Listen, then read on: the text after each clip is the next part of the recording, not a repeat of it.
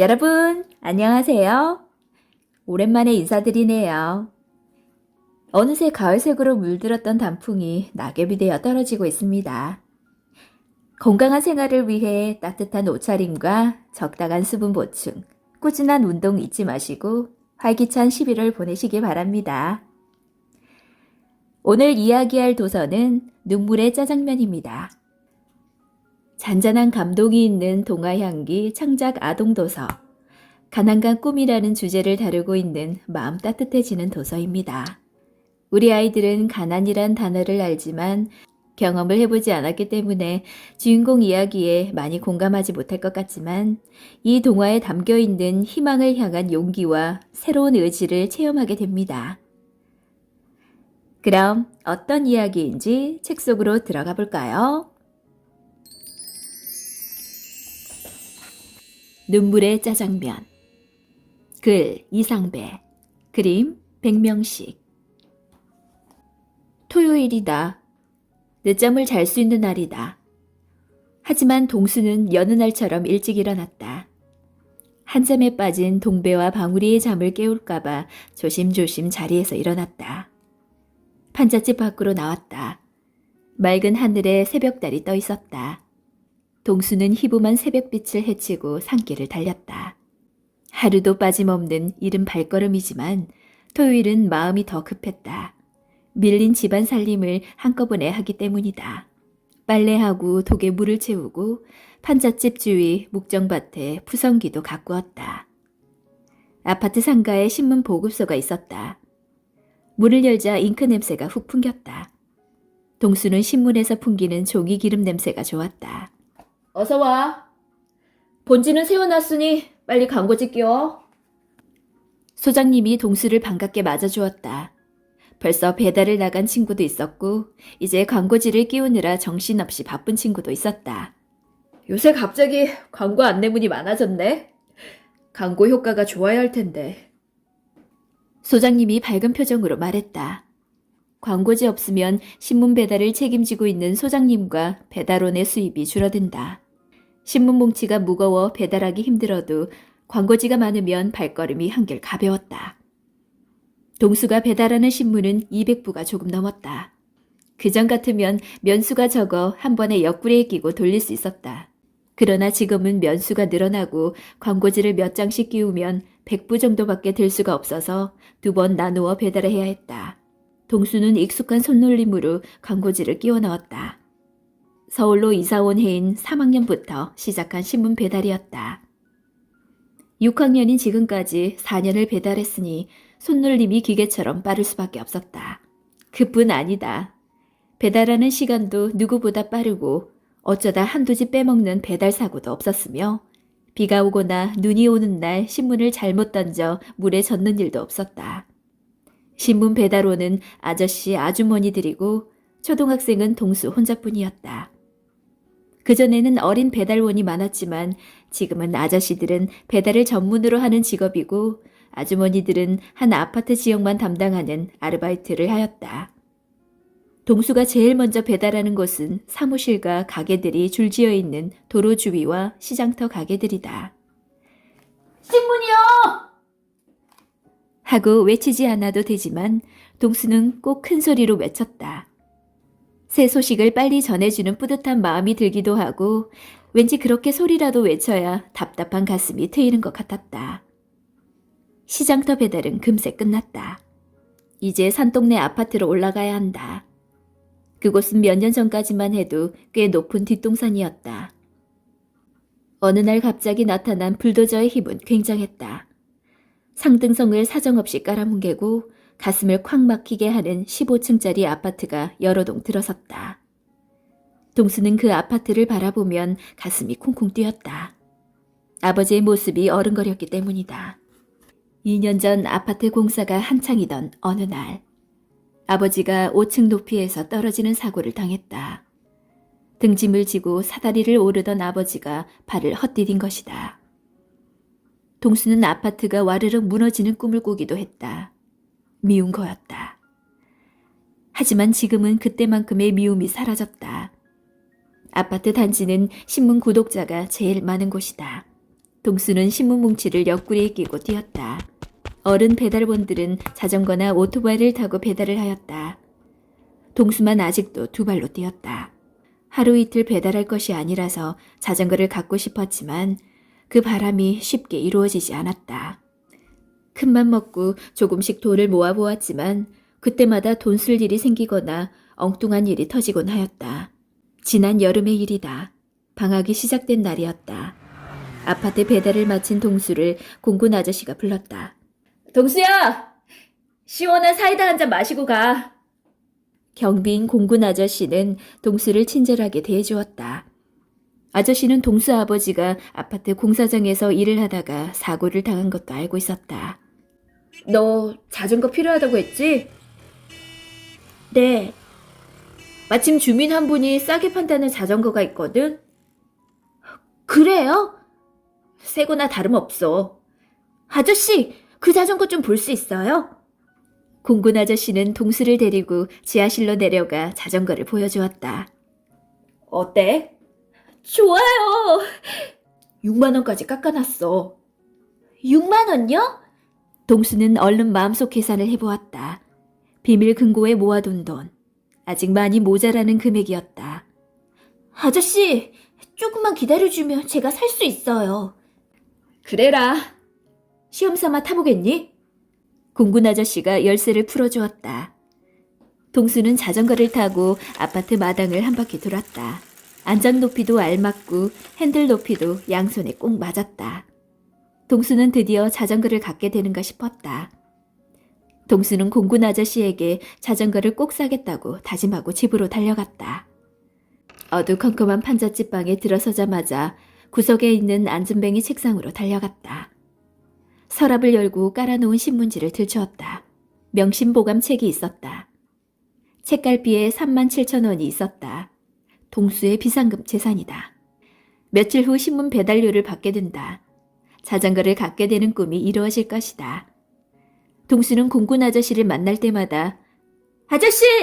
자전거 잘 있어요? 하고 큰 소리로 인사를 건넸다. 오케이! 아저씨는 손가락 동그라미를 만들어 보였다. 자전거를 갖게 된다. 꿈만 같은 일이었다. 힘껏 페달을 밟으면 세상 어디든 달려갈 것 같았다. 드디어 배달료를 받는 날이 하루 앞으로 다가왔다. 내일이면 바퀴 2개 달린 자가용을 갖게 된다. 동수는 꿈을 꾸었다. 자전거를 타고 운동장을 돌았다. 형, 나도 태워줘! 오빠, 나도! 태워달라고 조르는 동배와 방울이를 뿌리치고 혜주를 태웠다. 혜주는 다리가 불편해 목발을 짚고 다닌다. 절뚝거리면서도 부끄러워하지 않고 늘 웃고 명랑하다. 동수는 그런 혜주가 좋았다. 운동장을 빠져나와 큰 길을 달렸다. 뒤에 탄 혜주가 신문을 뿌렸다. 신문이요! 신문이요! 사람들이 신문을 주워들고 웃었다. 소년 배달원 이동수, 마침내 자전거를 얻다. 커다란 활자가 찍힌 제목글이었다. 얼마나 신나는 꿈이었던가. 동수는 꿈속의 일이 곧 이루어지라는 기쁨에 들떠 있었다. 집으로 가는 언덕길에서 야호하고 몇 번을 외쳤다. 아파트 뒤편으로 이어진 언덕 골짜기, 그 바닥에 엎드려 있는 몇 채의 판자촌에 동수의 단팥빵 판잣집이 있었다. 초라한 누더기 판잣집이지만 싫지 않았다. 자전거가 있으면 신문 배달 말고 다른 일도 할 수 있을 거야. 동수는 벌써부터 자전거를 더 값지게 사용할 궁리를 하였다. 울타리 없는 집 앞에 다다랐을 때 동수는 흠칫 놀랐다.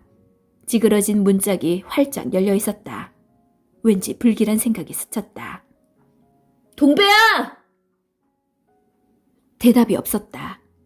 방울아! 아무 대답이 없었다. 방바닥에 동배와 방울이의 책가방이 팽개쳐져 있었다. 애들이... 동수는 얼른 안전뱅이 책상 서랍을 열었다. 명심보감 책을 펼쳤다. 비상금이 없었다. 책을 탁탁 털어보고 서랍을 빼 뒤집어 엎어봐도 돈이 없었다. 동배 녀석이... 동배 이 녀석... 동배 짓이 틀림없다. 벌써 두 번째. 아니, 아버지 어머니가 살아계실 적부터 친다면 셀 수도 없다. 100원, 200원, 500원, 어느 땐 1000원도 훔쳐갔다. 그런데 이번엔 동수의 비상금까지 뒤져간 것이다. 동수는 마구 가슴이 뛰었다. 내 녀석은 손버릇 때문에 큰일이다. 어머니가 동배를 두고 한 말이 떠올랐다. 동수는 후다닥 집을 뛰쳐나왔다. 산길을 달려 아파트 상가에 있는 오락실로 찾아갔다. 총소리, 자동차 소리, 대포 소리, 폭격 소리가 뒤엉켜 귀가 먹먹했다. 구석구석을 살펴보았다. 동배는 보이지 않았다. 꼬마 시인 방울이. 동수의 하루는 숨 돌릴 새 없었다. 이른 새벽부터 신문 배달, 세차로 시작하여 학교 공부, 학교가 파하고 집에 오면 집안 정리, 빨래, 저녁밥 준비. 밤에는 동배와 방울이의 공부를 도와주고 자기 공부도 해야 했다. 동수의 몸에 밴 익숙한 생활이지만 어느 날은 새벽잠에서 일어나기 싫을 때도 있었다. 머리를 이불에 쳐박고 엉덩이를 들어 뜸을 들이고 있을 때 주룩주룩 비 오는 소리가 들렸다. 비가 오네. 갑자기 머릿속이 맑아졌다. 골아떨어져 비 오는 소리조차 모르고 지낸 밤이었다. 비가 주룩주룩 퍼붓는 날은 세차 일을 하지 않아도 되었다. 하지만 비가 그친 뒤에 차 닦는 일은 2배로 힘든 일이다. 그리고 당장 신문 돌리기도 불편했다. 그래도 이따금 비가 오는 것이 좋았다.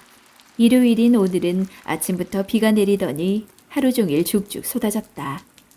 부모님이 살아계실 때 비가 오는 날이면 어머니는 밀가루로 부침개를 만들었다. 아버지가 일을 나가지 않고 모처럼 집에서 쉬었기 때문이다.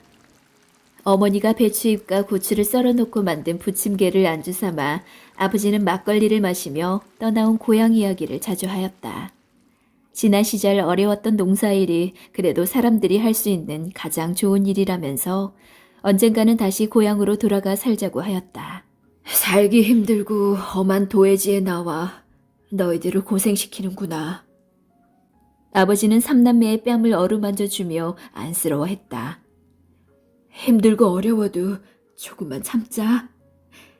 부지런히 일하면 나아질 게다. 아버지는 동수의 손을 꼭 잡았다. 신문 배달을 하면서 고생하는 동수에게 늘 미안해하였다. 판자 지붕 위로 쉴 새 없이 떨어지는 빗물 소리가 시끄럽게 느껴지지 않았다. 비 오는 소리에 섞여 소쩍새 우는 소리가 들려왔다. 소쩍새는 여름부터 울었다. 흐린 날 낮에도 울고 밤에도 쉬지 않고 울었다. 언젠가 방울이는 소쩍새 울음소리를 듣고 이런 시를 지었다.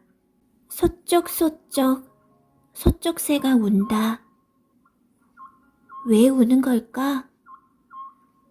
캄캄한 밤에도 비가 와도 소쩍새가 운다. 왜 우는 걸까? 누워서 소쩍새 소리 들으면 엄마 생각난다. 국어 시간에 쓴 글짓기인데 선생님이 잘 지었다고 칭찬을 해주었다고 했다. 선생님한테 칭찬을 들은 방울이는 무척 좋아했지만 동수는 우울했다. 저 소쩍새를 다른 데로 쫓아버릴 수는 없을까 하는 생각까지 했다. 동수는 소쩍새의 울음소리를 들으면 아버지 어머니 생각이 나 잠이 오지 않았다. 왠지 모른다. 목이 쉬게 우는 소리가 멀리 간 아버지, 어머니를 부르는 소리 같이 들렸다. 방울이는 소쩍새 시를 하얀 종이에 크게 써서 책상 머리벽에 붙여놓았다. 방울이는 또 이런 시를 지은 적이 있었다. 쌀밥이 먹고 싶어요. 콩자반 얹어서 배부르게 실컷 먹고 싶어요. 이 네 줄의 시를 방울이가 읽었을 때 2학년 3반 아이들 모두가 깔깔대고 웃었다고 했다. 방울이는 마음속에 있는 생각을 그대로 쓴 것인데 다른 아이들의 웃음거리가 된 것이다. 그날 방울이는 시무룩한 얼굴이 되어 집에 왔다. 책상에 엎드려 얼굴을 묶고 울었다. 공책에 다시는 시를 쓰지 않을 거야 라고 썼다. 동배는 그 시를 읽고는 낄낄거리며 이게 무슨 시냐! 이런 시는 나도 쓰겠다! 하고 방울이의 곤란 얼굴을 들여다보며 놀렸다. 동수의 마음은 무척 아팠다. 얼마나 쌀밥과 콩자반이 먹고 싶었으면 그런 시를 썼을까. 방울이는 어려서부터 콩자반을 무척 좋아했다. 어쩌다 콩자반 반찬이 있는 날은 그것만 해서 밥 한 그릇을 다 먹었다. 그날 동수는 시장에 가서 검은 콩을 사다가 콩자반을 만들었다. 처음 해보는 콩자반 요리였다. 하지만 방울이는 콩자반을 먹지 않았다. 방울아, 글짓기하고 먹는 거하고는 다르잖아. 그러니 어서 먹어. 그래도 방울이는 먹지 않았다. 엄마가 만든 거보다 더 맛있어. 너 안 먹으면 내가 다 먹는다. 그 바람에 동배만 콩자반 반찬으로 맛있게 저녁을 먹었다. 방울이는 이튿날 아침에도 먹지 않았다. 그러나 얼마 후 방울이는 친구들이 지어준 콩자반이라는 별명도 싫지 않게 된 듯했다. 동배가 콩자반 하고 놀리면 얼마나 맛있는데? 하며 오히려 생글생글 웃어주었다. 선생님이 방울이가 쓴 쌀밥과 콩자반은 지은이의 마음을 아주 잘 표현한 시라고 칭찬하면서 계속 시를 써보라고 격려해 주었던 것이다. 방울이의 소쩍새는 선생님의 따뜻한 격려가 있는 뒤에 쓴 두 번째 것이었다. 선생님은 이렇게 말했다. 우리 마음속에는 항상 생각이 고이게 되죠. 글이란 마음속에 고인 생각을 생각으로 그치는 것이 아니라 밖으로 표현하는 거예요. 그러니까 생각이 떠올라 마음속에 고인 것을 글자로 자꾸 써보는 게 글짓기죠. 방울이는 선생님 말씀대로 마음속에 무엇인가 생각이 자꾸자꾸 고이는 것을 느꼈다. 그럴 때마다 떠오른 생각을 느끼는 대로 공책에 깨알같이 적기 시작했다. 벌써 오래전부터 쓰기 시작한 글이 한 권을 거의 채워갔다. 동배는 방울이 몰래 그 공책을 훔쳐보고는 언뜻 눈에 익힌 낱말을 짓거리며 놀리곤 했다. 동수는 방울이가 이 다음에 자라면 시인이 되겠구나 하고 생각했다. 방울이는 시인이 되고 동배는 기술자가 되고 그리고 동수 자신은 장사를 할 것이라고 생각했다. 어떤 장사를 하게 될지 아직은 모르지만 장사꾼이 될 것은 틀림없다고 생각했다. 동수는 그 일이 좋고 또 자신 있었다. 남보다 일찍 일어나 일을 시작하고 더 늦게까지 일하고 친절하고 성실하게 일하면 성공할 수 있다고 생각했다. 그것이 아버지가 말한 정직하게 사는 것이라고 생각했다. 어머니가 병을 알아가면서도 새벽같이 일어나 집안일과 남의 굳은 일을 열심히 하는 부지런함. 그것이 부끄럽지 않게 사는 모습이라고 생각했다. 여러분, 이야기 잘 들으셨나요? 환절기 건강 조심하시고 좋은 일만 가득하시길 바랍니다.